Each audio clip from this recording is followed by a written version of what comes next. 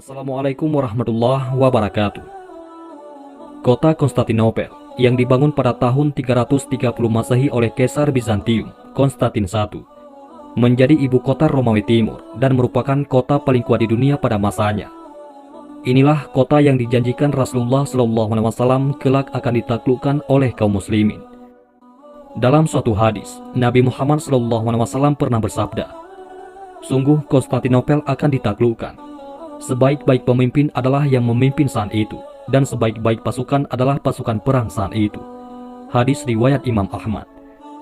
Maka sejak saat itu pula, sabda Rasulullah SAW menjadi sangat fenomenal di kalangan umat Islam. Jadi dalam janji Nabi, Konstantinopel akan jatuh di tangan muslim terbaik dengan pasukan terbaiknya. Itu sebabnya, sejak Khalifah Umayyah di Damaskus hingga ratusan tahun kemudian, upaya menaklukkan Konstantinopel terus dilakukan. Namun tidak ada satupun yang berhasil. Hanya seorang pemuda belia yang kemudian mampu menaklukkan ibu kota Kristen Timur ini. Dia adalah Muhammad II yang kemudian mendapat gelar Fatih, sang penakluk. Muhammad Al-Fatih adalah Sultan Utsmani atau dinasti Ottoman generasi ke-7. Kekhalifahan Islam terakhir yang memimpin kaum muslim dan berpusat di Turki. Semuanya berawal dari janji Rasulullah SAW kepada umatnya. Kota yang menjadi pusat Kristen Timur kelak akan ditaklukkan oleh kaum muslimin.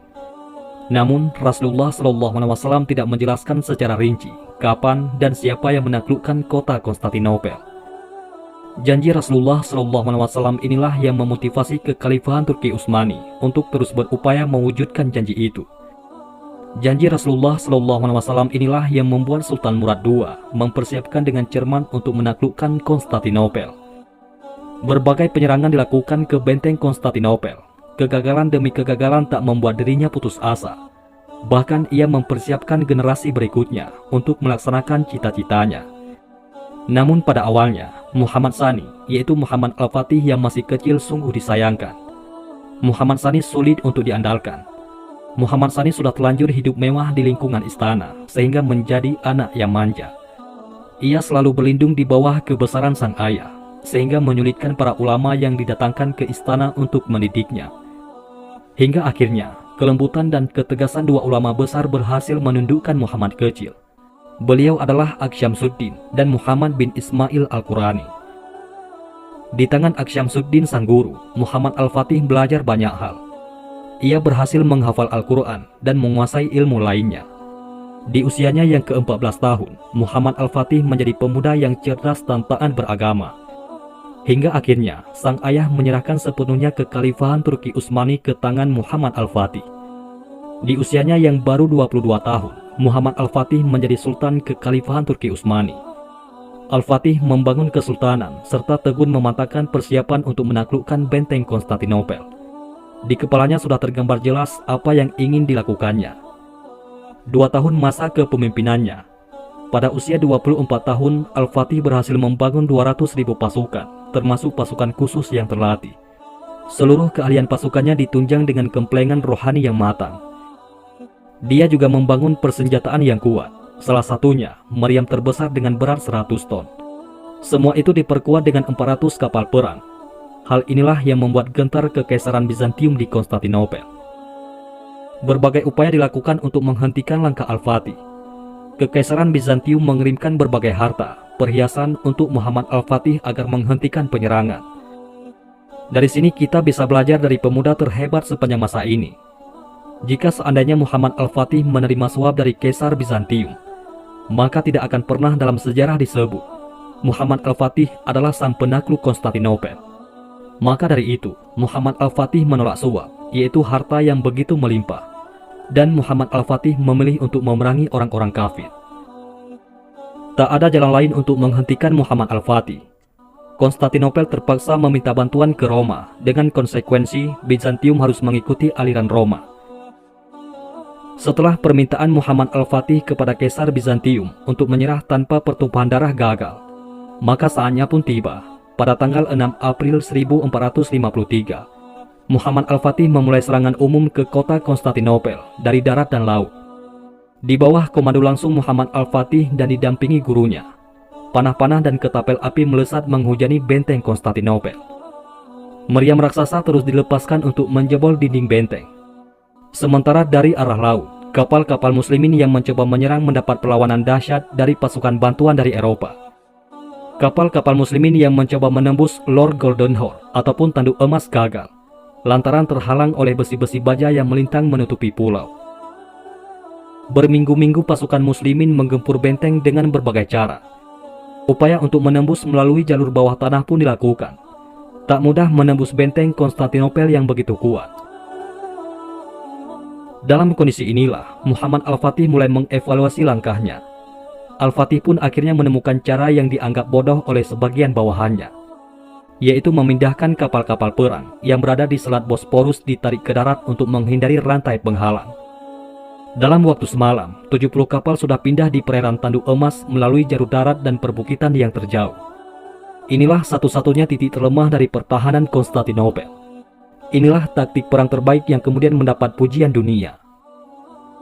Muhammad Al-Fatih harus menyelesaikan serangan dengan kemenangan. Maka pada hari Senin, 28 Mei 1453, ia dan pasukannya melakukan puasa sunnah. Malam harinya bertakaruh, yaitu mendekatkan diri kepada Allah Subhanahu wa Ta'ala. Muhammad Al-Fatih mendatangi tenda sang guru yang dikawal, kemudian meminta izin kepada pengawal untuk menjumpai sang guru. Dan ternyata, para pengawal menolak permintaan Muhammad Al-Fatih, karena sang guru tidak ingin ada seorang pun yang mengganggu pada malam itu. Maka Muhammad Al-Fatih terpaksa harus melakukan cara lain. Ia merobek tenda sang guru menggunakan pisau.